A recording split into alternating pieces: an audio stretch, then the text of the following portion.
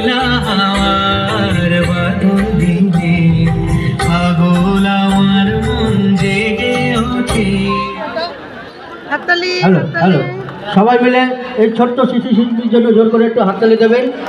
জোর করে কেন? মঞ্চে এখন নৃত্য পরিবেশন করতে আসছেন